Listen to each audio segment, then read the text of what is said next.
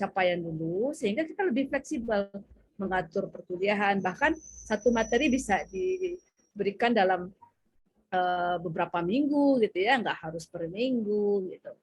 Bahkan ada yang setengah semester materinya satu gitu ya, walaupun besar tapi besar gitu ya.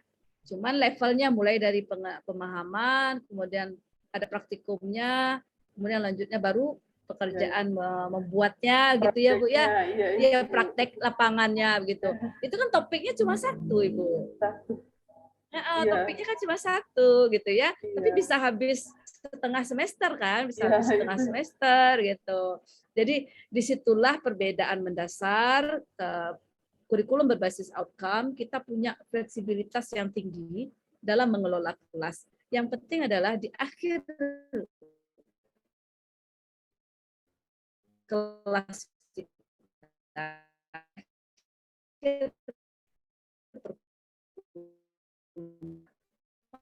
yang kita harapkan itu sebenarnya. Sedangkan mahasiswa teknik pada umumnya materi itu lewat materi itu Pak, kalau diingat mungkin sepertiga itu udah hebat itu Pak, yang tinggal ya Bu ya. Tapi ketika mereka bekerja, ketika mereka melakukan aktivitas proyek, kemudian studi kasus segala macam, ya kalau bicara materi nggak banyak sih materi yang dipakai, tapi filosofi dari materi itu yang akan mereka gunakan ketika mereka melaksanakan kerja di lapangan begitu. Mungkin begitu. Terima kasih Bu. Iya, sama-sama Ibu. Sama-sama belajar Bu. Saya juga baru ini merubah mindset ini nggak mudah ya, nggak mudah tentu saja. Kami aja juga di UNAM. Ini kan saya tadi siang itu kenapa kita diundur ke jam 4, saya kan pemateri untuk yang masih belum PNS gitu ya. Nah, sama itu. Ternyata memberikan perubahan mindset itu karena mereka ketika mereka kuliah, mereka dapatnya pola lama gitu. Nah, sekarang ketika mereka jadi dosen, mereka ngajar dengan mindset yang baru gitu ya. Dan itu memang perubahan itu tidak mudah memang gitu. Tapi ya memang harus disampaikan gitu. Gitu Ibu. Oke, Pak Lukman. Gimana Pak Lukman, ada yang mau disampaikan? Bu, saya ingin bertanya satu hal. Dulu waktu saya sempat mengikuti akreditasi salah satu prodi, itu sempat saya ditanyakan oleh asesor, bagaimana cara Anda mengevaluasi pengajaran seorang dosen. Jadi bagaimana Anda memastikan bahwa dosen itu telah mengajar sesuai RPS. Nah, itu saya ingat sekali pertanyaan itu, bagaimana cara Anda memastikan bahwa dosen itu mengajar telah sesuai RPS. Nah, menurut pengalaman itu bagaimana cara memastikan seorang dosen itu memang benar-benar dia mengajar sesuai RPS. Padahal kan selama ini mungkin akademik hanya melihat dari jurnal mengajar, Bu ya. Jadi searah gitu ya, menyampaikan saya mengajar ini gitu. Tapi kemudian bagaimana kita bisa memastikan bahwa dosen-dosen telah mengajar sesuai rambu-rambu RPS. Oke, baik. Ini sharing pengalaman aja ya Pak ya, sharing pengalaman. Kalau sekedar mengecek kecocokan dokumen dengan pelaksanaan, kalau kami kan setiap selesai kuliah itu memberikan laporan ya, laporan ke fakultas. Kalau sekarang laporannya online, termasuk di sana topik apa yang diajarkan, bahasan apa yang diajarkan pada kita mengajar. Nah, bagi GKM namanya gugus kendali mutu, itu bisa melakukan konfirmasi RPS-nya apa, kemudian pelaksananya apa. Nah, itu untuk dari sisi administrasi. Nah, kemudian di dalam kegiatan pembelajaran yang kita ukur adalah capaian Bapak Ibu. Ya, yang kita ukur CPMK-nya. Kalau kita mata kuliah A, maka CPMK apa yang ada di mata kuliah itu kita ukur. Jadi, misalnya Bapak pada proses mata kuliah itu ada instrumen penilaiannya dalam bentuk kuis, dalam bentuk UTS misalnya ada, dalam bentuk laporan, dalam bentuk tugas dan segala macam, UAS dan seterusnya. Nah, kita wajib menyatakan misalnya dalam UTS saya ada 5 soal. Ini soal 1 itu mengukur CPMK apa. Kemudian nanti setelah kita kumpulkan jawaban mahasiswa, kita nilai soal 1 ini itu didapatkan berapa persen mahasiswa yang mampu menjawab CPMK 1 ini. Nah, itu akan menjadi, itu namanya assessment plan ya, perencanaan assessment kita. Soal nomor 2, katakan tadi ada 5 soal. Soal nomor 2. Nomor 2 ini mengukur CPMK berapa? Masih CPMK 1 kah, atau CPMK 2, atau CPMK 3, dan seterusnya. Jadi dalam soal itu wajib dicantumkan CPMK-nya. Karena nggak bisa dosen sekarang bikin soal, berapa ya bagusnya ya? Bikinlah 10 gitu ya. 10. Oh materi ini belum, ini belum, ini belum. Jadi bukan materinya, tapi CPMK-nya. Bisa jadi dengan 3 soal, tapi sudah tercapai CPMK yang kita harapkan, ya ngapain 10 gitu. Nah, jadi gitu Pak. Jadi ada, kalau dulu kan mindsetnya, saya ada 6 materi. Kayaknya materi ke-6 belum nih, bikinlah soal materi ke-6 kan gitu ya. Nah, sebenarnya justru dengan CPMK yang dikunci itu CPMK, misalnya CPMK 1, kemampuan mahasiswa dalam menggunakan misalnya, dalam menggunakan tools atau instrumen yang berkaitan dengan pengenalan masalah gitu ya. Atau misalnya kalau Pak Lukman kemarin mahasiswa mampu membuat algoritma sederhana gitu ya Pak ya. Misalnya, algoritma sederhana misalnya. Nah, kemampuan ini yang kita kunci. Bagaimana Bapak mengukurnya? Bapak mengukurnya dengan bentuk misalnya praktek langsung misalnya. Ya, Bapak siapkan rubriknya. Oh, praktiknya ini. Oh, udah sampai jalan programnya itu ya, sampai ke program misalnya. Tapi kalau algoritma mungkin dalam bentuk paper and test gitu ya, paper and pencil gitu ya misalnya. Nah, kalau Bapak sudah lihat ternyata CPMK-nya mampu membuat algoritma, dari mahasiswa Bapak ada 10 misalnya, 10. 9 menjawab dengan benar atau membuat dengan benar. Berarti sudah 9/10 kan? Nah, target Bapak berapa? Target Bapak mungkin ya 70% aja udah alhamdulillah ya. Berarti Bapak udah melampaui target. Nah, itu yang dinamakan evaluasi Bapak. Ya. Oh, berarti sudah melampaui target, tapi kita perlu tanyakan. Jangan-jangan terlalu gampang kasus yang saya kasih. Nah, saya naikin nih kompleksitasnya gitu. Kemarin cuma bikin algoritma bikin Indomie goreng misalnya ya, Pak ya. Nah, sekarang bikin nasi goreng, nah gitu. Kemarin mie goreng Indomie misalnya kan gampang sekali. Sekarang algoritmanya nasi goreng yang dibikin sendiri gitu ya. Kan kompleksitasnya naik. Nah, kita uji lagi. Jadi begitu kita mengevaluasi, begitu kita ingin memastikan apakah capaian. Nah, makanya kuncinya adalah kenapa sekarang berbasis capaian, Bapak. Karena itu yang kita harapkan. Begitu tercapai, naikin targetnya. Oh, tercapai lagi, naikin. Artinya apa? Kualitas mahasiswa Bapak itu bisa meningkat terus. Bukan tidak mungkin kalau misalnya Bapak mampu mengelola mahasiswa dengan baik, mau yang di perguruan tinggi unggul sekalipun mereka bisa setara kemampuannya. Karena tujuannya adalah mampu membuat algoritma. Mau di ITB pun dia itu kemampuannya. Mau di UB pun kemampuannya sama kan? Seluruh mahasiswa SI diharapkan mampu membuat algoritma. Cuman karena di ITB dia sudah mahasiswanya sudah dikelola dengan baik, kompleksitas membuat algoritmanya lebih tinggi. Nah, itu. Nah,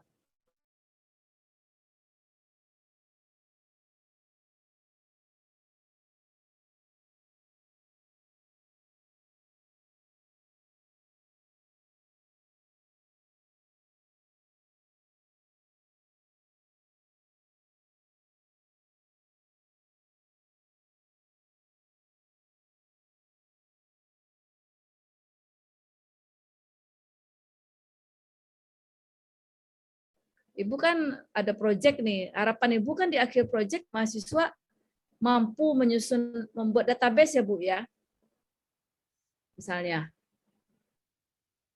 Nah, capaian pembelajarannya apa? Yaitu tadi di milestone 3 minggu pertama mereka bisa apa? Di minggu keempat mereka bisa apa? Minggu ke-7, minggu ke-11 terpantau nggak itu? Nah, bagaimana memantaunya? Itulah yang namanya instrumen penilaian.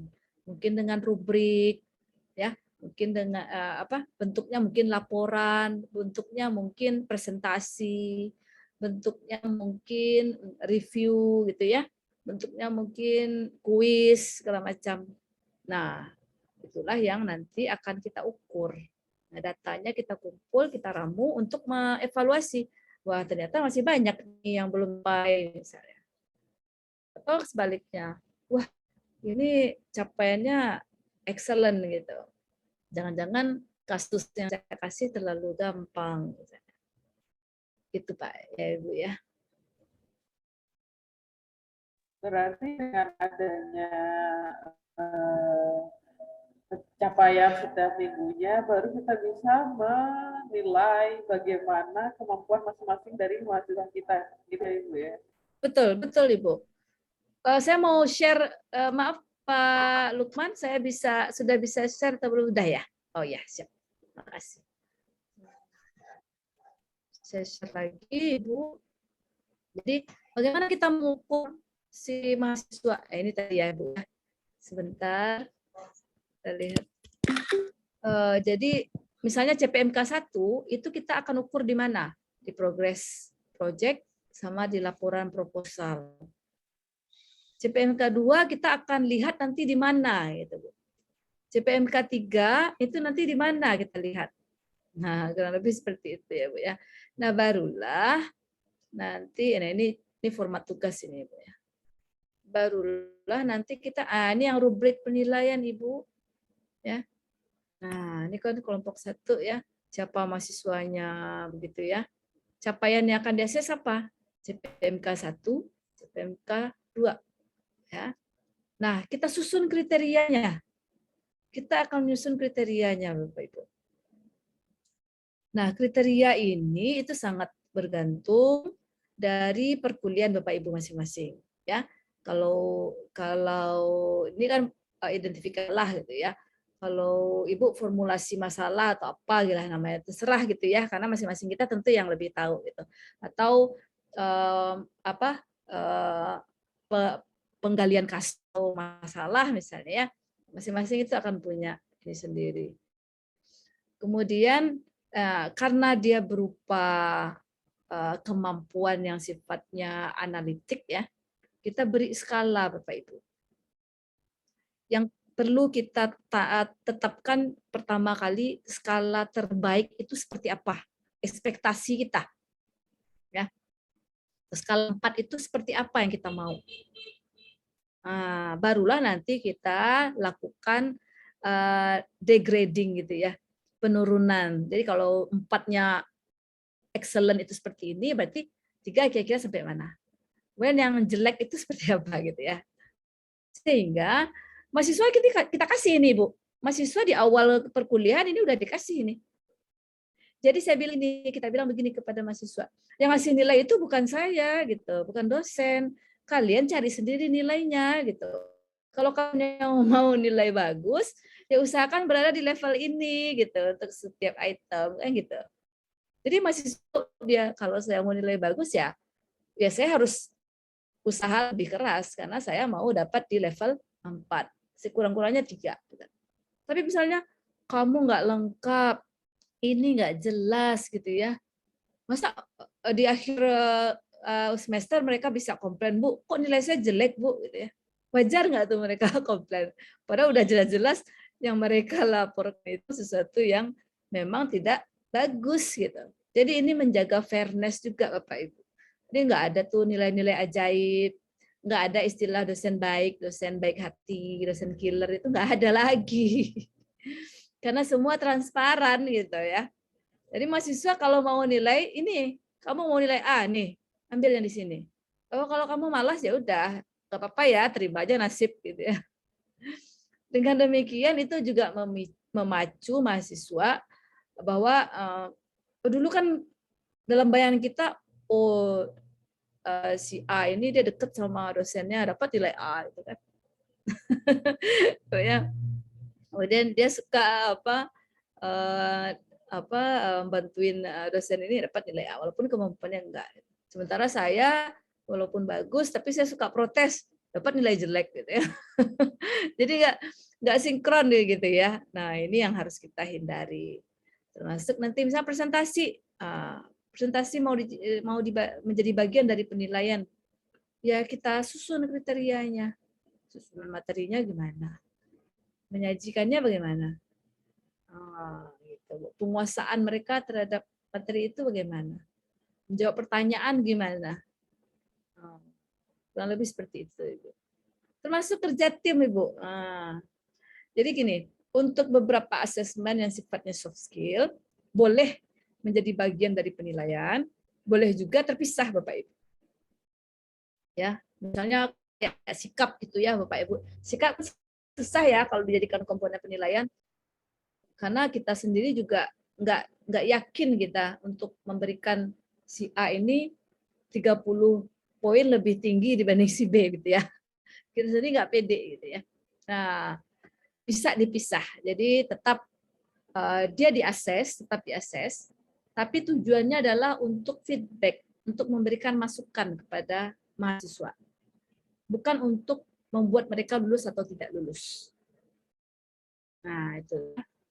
Nah, tapi di kami, karena kerja tim ini sangat penting, kenapa? Karena kerja proyek ini kerja kelompok. Kalau timnya nggak solid, maka kerja nggak selesai.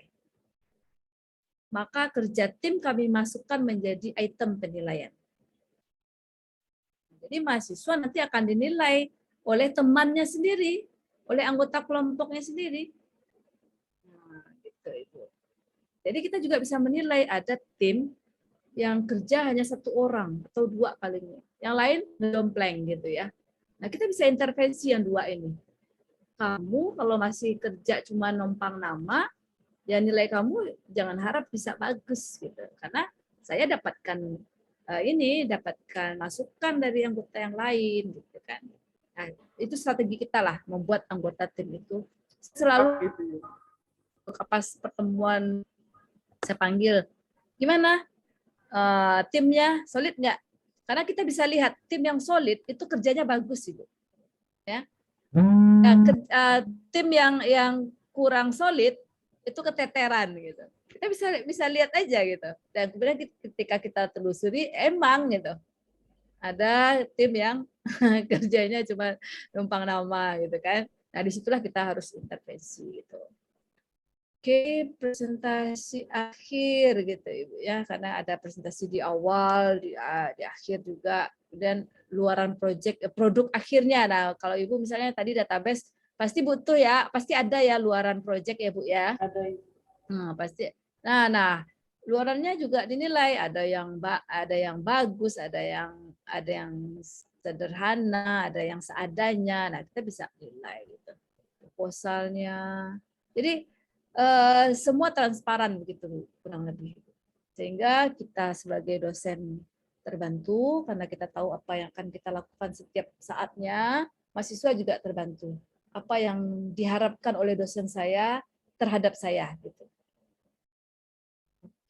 Baik Ibu. Baik Bapak Ibu. Demikian ya Bapak Ibu kurang lebih. Gimana Bapak Ibu? Masih ada yang mau didiskusikan? Saya mau tanya, Bu.